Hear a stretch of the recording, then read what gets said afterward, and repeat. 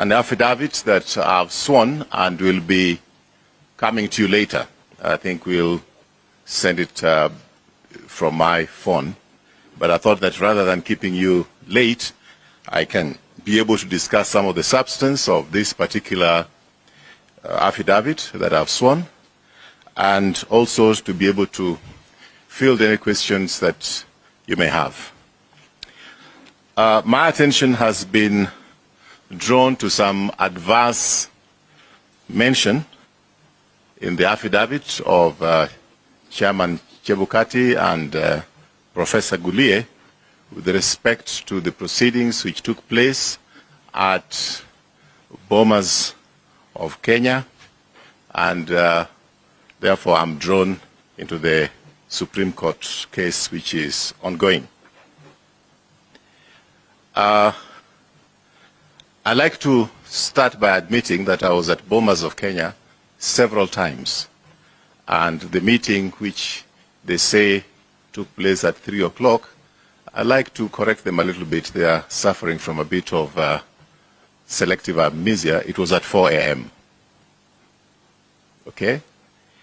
And I did try on several occasions to get audience with the commissioners and get audience specifically with Commissioner Chebukati after it became apparent that Professor Gulie was not able to address the issues that I'd brought up with him. The issue I'd brought up with him was that I'd received intelligence from one of the IBC officials who complained that some Form 34A were being brought down and they were being replaced by other Form 34A. He was not able to know exactly the location from which this was happening, but he brought it to me once, first time, and I reported this to the DCI, who dispatched officers to have an interview with this person. This gentleman was so terrified, and he actually mentioned the case that he had been threatened by Mr. Majan when he brought it up with him, that he should not play with him, he'll know who Mr. Majan is. Coming from the memory of Musandu, I've never seen a more scared young man. He did take it up with one of his seniors, and the seniors, to corroborate the story, also told me, yes, he had received, the senior had received the report, and there was absolutely nothing they could do unless I talk with the chairman himself. I tried several times to access the chairman, and actually a day passed, and the following morning when I came and I insisted I was going to see him, he had issued instructions to a senior police officer by the name Samuel Arap Kimeu, who actually physically blocked me from trying to get into IBC proceedings at Bomas of Kenya that day. I happened to have known the back door, and I used a little bit of my public relations with the officers at the back, and I managed to get in. Then, again, the officers of Mr. Chebukati refused to see me, saying that he was very busy. He was receiving reports from returning officers, and therefore I could not go in. I was further concerned by the fact that by that time Chebukati had made a ruling that all the returning officers from the counties must report to him first before the verification, the papers are verified on the floor of the hall. I had concerns about that because he was himself closed in that room with Mr. Molu and Mr. Marjan, and therefore it was obvious to me that something opaque was taking place. Finally, I did insist that nobody was going to stop me from getting into that office.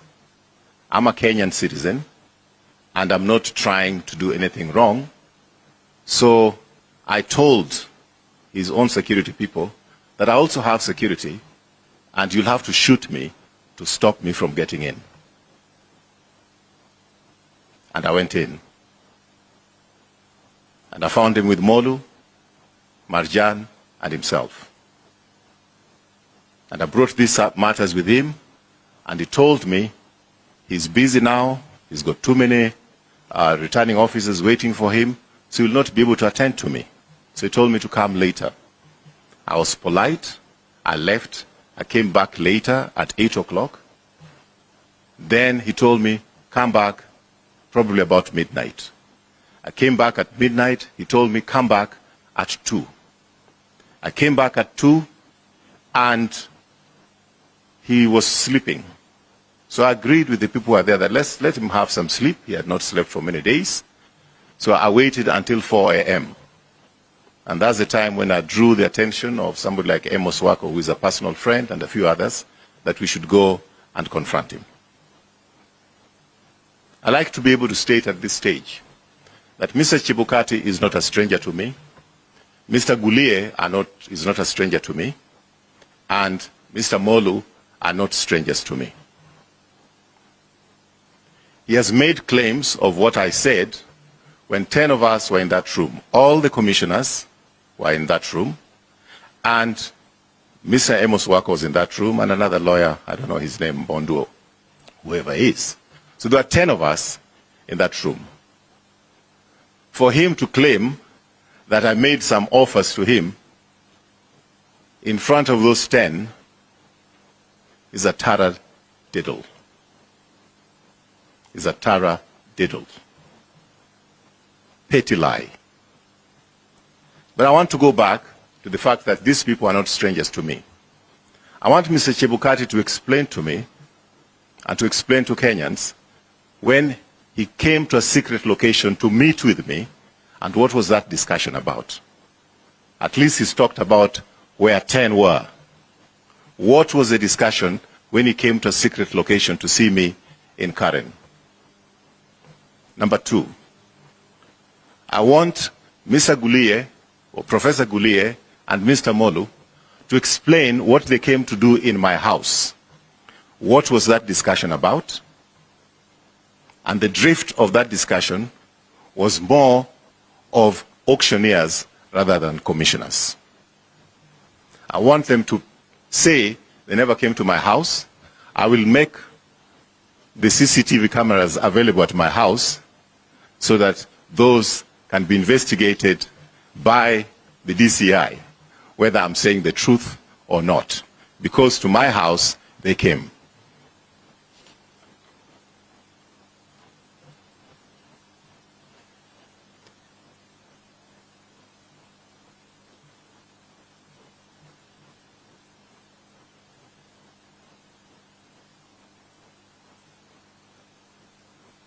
I did give an account to Mr. Gulie that there was a worry that Form 34As were being changed. And he told me that there's nothing he can do. He is not the returning officer. Mr. Chebukati is the returning officer. So I should go and talk to Chebukati. Yet he was on the floor when there were all kinds of strange excuses. There were the lights, the lights which were supposed to be shone on the documents. What do you call those lights? Yeah? UV lights. And when our team insisted that we want those UV lights to check the authenticity of those 34As which were arriving, all of a sudden, those UV lights ran out of batteries. And in fact, I did ask an official if I could therefore then bring them batteries so that the UV lights could be used.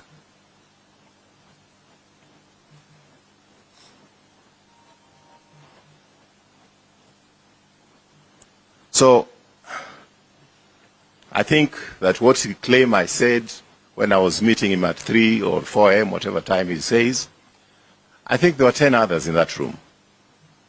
So I think those 10 others should be able to corroborate his story.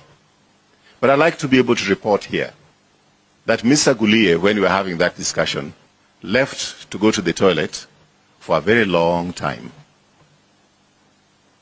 And of course, he left with his phone. And as we left that room after talking with them, the UDA officials, namely Nanok and Veronica Maina, were at the door waiting for us to leave so that they could get in. I think I'm acted within my right that if there's a complaint to be made, I should make that complaint. I didn't go in there alone, and I didn't talk to Mr. Chebukati alone when I presented those issues. And just as he wants to tell Kenyans about the discussion we had with him at the wee hours, about 4 a.m., I think he should be honest enough to tell Kenyans what he was discussing with Nanok and Veronica Maina as soon as we finished with him. Thank you very much. I'm ready to take some questions. You're always the first one.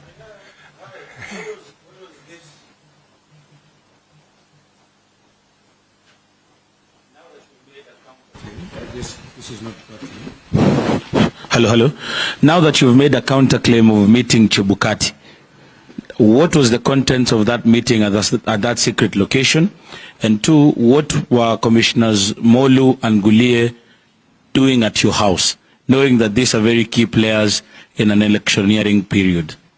Mr. Gulie and Mr. Molu did request to see me, and they said it was confidential, and I thought my house was the most confidential for them to come during that particular time. So I'm just telling you that they're not strangers to me. During the run-up to these elections, again, I'll be able to put this, if at all, it will not divert the Supreme Court, because I've looked at the replying affidavit of Chebukati to the Supreme Court. I've not seen any substance. I think the only substance is to divert attention by putting in the name of Raphael Tuju and have some, something which is sensational. But they did come to see me, and of course, Gulie did send emissaries to me, 2 of them. I don't want to mention their names, just like I don't want to mention the name of the other person, because I think he's a witness at the Supreme Court. And everybody needs a little bit of protection. I think I do have better security than these 2 individuals, so I don't want to mention their names, but he sent them to me, and he was very, he complained to me that nilikutumia watu bona hukuongea now. So basically they were also coming to ask you for an offer. Well, I just said that from my discussions previously with them, I was dealing more with auctioneers than commissioners. And what was the content of the meeting between you and Chebukati? I would want him to be able to state that himself, since he has stated what we discussed on that Monday, Tuesday night in the public domain. I dare him to stay. Now that you are saying, you could actually say it now, that you're the one who's made the counterclaim, that he came to you and met you at a secret location in Karen. Where was this secret location? Because you know that you have businesses in Karen. Is it at one of the businesses? And what could have been the contents of this? And what could have been the contents of this meeting? Was he also auctioning, or even trying to solicit a bribe from your side?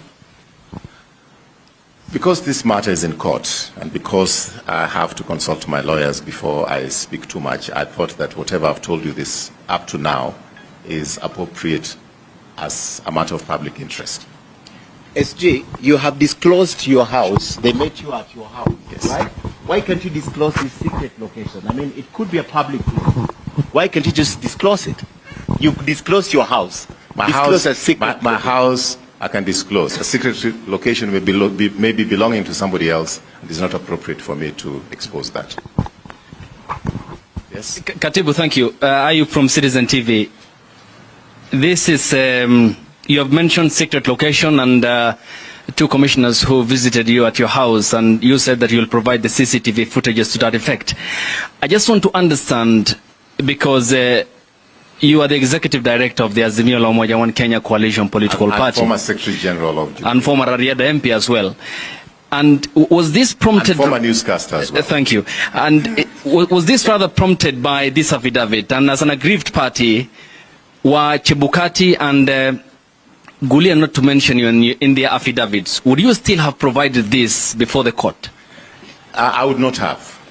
Why? And you feel an aggrieved party? I explain to you why. I do have, given the fact that I'm no stranger to the political arena, all right? I was there in 2017. These are people I know. These are people I've worked for. I've worked with, rather. Take, for example, the time when IBC chairman made a ruling that the parties had to reveal their running mate within a certain time. If you recall, I was in the team who went to appeal against that, and I did make a few calls to him to explain to him, and he said he had set up a meeting at IBC, so I should go there and prosecute my case in front of him and the other commissioners, and indeed we prevailed. He did not only postpone the naming of the deputy presidential candidates for a few days, he did it for 3 weeks. So these are people that I've worked with. I'll give you another phone conversation which I had with him. I did, so I'm ready to surrender the phone logs that I have with Mr. Chebukati to DCI and anybody else, the right authority to scrutinize. In the run-up to the elections, there was a challenge of logistics. If you talk to anybody who is farming flowers or vegetables, trying to get space on aircrafts going abroad, they'll tell you that since COVID, there was always a challenge with getting aircraft to carry a lot of cargo. So I did talk to him, and I told him, look, I just want you not to have a blind spot. Please make sure that you organize the logistics for the cargo of papers coming into the country, ballot papers coming to the country in good time, because you may just find that when you are ready to do this, there's no cargo space available in the country. So engagement with the Commission is something that has been part of my job, not only now, but in 2017 as well. So I cannot go public with every discussion that we have on phone or on WhatsApp because it's not essential. But when it is essential, when now they have put an affidavit against me, taradiddle in every sense of the word, I think I'm within my right to also explain to the Kenyans my side of the story. And thank you very much. And would that be part of the content in your affidavit before the Supreme Court? You said you can detail every aspect of it. Has been, actually, I'd wanted to share the affidavit with you, but right now my lawyers are working on it, and they were not ready to give it to me so that I could share it with you. As soon as it is there, affidavit, I may decide what I want to say, but as you know, lawyers will tell you, no, you can't say that. But that's within my right to decide what I'm saying and what I'm not saying. But this bit, I felt that I should tell Kenyans. Thank you very much. Who initiated this secret meeting between yourself and Chebukati? Chebukati himself. Sorry. Yeah, who initiated the secret meeting between me and Chebukati? It was Chebukati himself.